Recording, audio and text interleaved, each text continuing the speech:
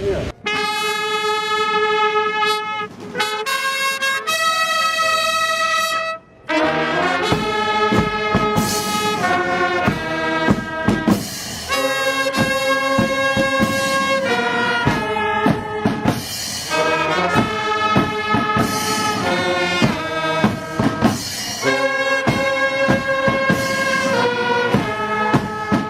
مدن مدحوينه وحسنات دياروا عطوبي كترسن ciidanka xooga dalka Soomaaliyeed mudane madaxweyne munaasabad si heer sare ah loo soo agaasimay oo maanta lagu dabaaldegayay aasaaska ciidamada xooga dalka Soomaaliya ayaa maanta lagu qabtay magaalada Muqdisho caasimadda dalka Soomaaliya madaxweynaha dawladda Soomaaliya Maxamed Cabdullaahi Farmaajo oo maanta ka qayb galay munaasabad lagu xusayay aasaaska ciidamada xooga dalka Soomaaliya ayaa sheegay in si dardar leh ay u socdaan hawlaha dib u dhiska ciidamada xooga dalka Soomaaliya waxaan maanta ku dabaaldegaynaa sanad guuradii 58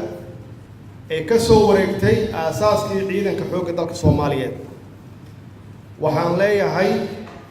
hambalyo ciidanka xoogga dalka Soomaaliyeed iyo qoysaskooda macnaheedu waxay tahay waqtiga aan ku jirno waa waqti aan u baahanahay inaan kulliga fahmno dalku inuu xaalad adag ku jiro dalku inuu dagaal ku jiro dalka loo baahan yahay in dib loo xoreeyo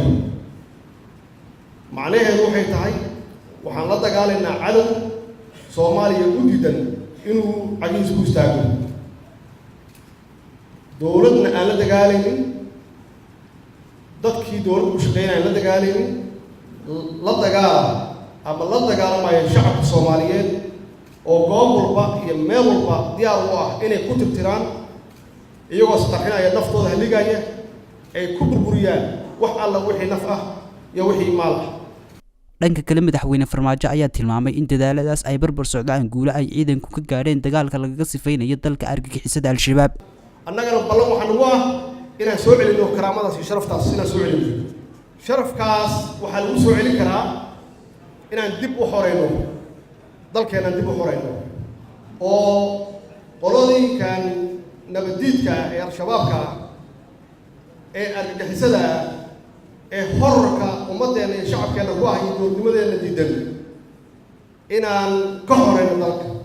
oo kulli ciidan iyo shacabba ay u istaagaan qayb ka noqoshada ama ka qaybgalka dib u xoreynta dalkeena madaxweyne Farmaajo ayaa tilmaamay in ciidamada xooga dalka ay tusaale wanaagsan u noqdaan shacabka Soomaaliyeed gaar ahaan ciribtirka musuqmaasuqa iyo qabyaaladda astaanta qaranka macnaheedu waxay tahay waa diidnay qabyaalad aragnay meesha ay Soomaaliya dhigtay maanta dadkeena dhibka iyo silaca ay ku jiraan inay ahayd wax qabyaalad ka bilowday astaan qaran iyo qabyaalad isma geli karaan mana ogolaanayno qabyaalad qabiil ilaahay baa noo dhaliyay qof walba aad uu leeyahay awood uu leeyahay markaan ka hadlayno qabyaalad markaan ka hadlayno qaran qabiil ma aha ugu dambeyntii madaxweynaha ayaa uga mahad celiyay dawladaha iyo ururada caalamiga ah ee garab taagan ciidanka xooga dalka isagoona ugu baaqay shacabka Soomaaliyeed in ay taageero buuxda siiyaan ciidankooda dadaal muuqdana ay ku bixiyaan xoreynta dalka beesha caalamka iyaga naftigooda waxaan uga mahad celinayaa ay koow ka yihiin dawladaha aadka noogu dhow sida Turkiga oo kale iyo dawladaha kale oo gacantana siiya haddii noqoto dhaqaale haddii noqoto niyad nasiya iyaga naftigooda waa u mahad celinaynaa European Unionka waa u mahad celinaynaa dawladda Mareykanka waa u mahad celinaynaa dawladda Imaaraadka iyo cid walba oo wax ku darsata xasilooni soo celinta Soomaaliya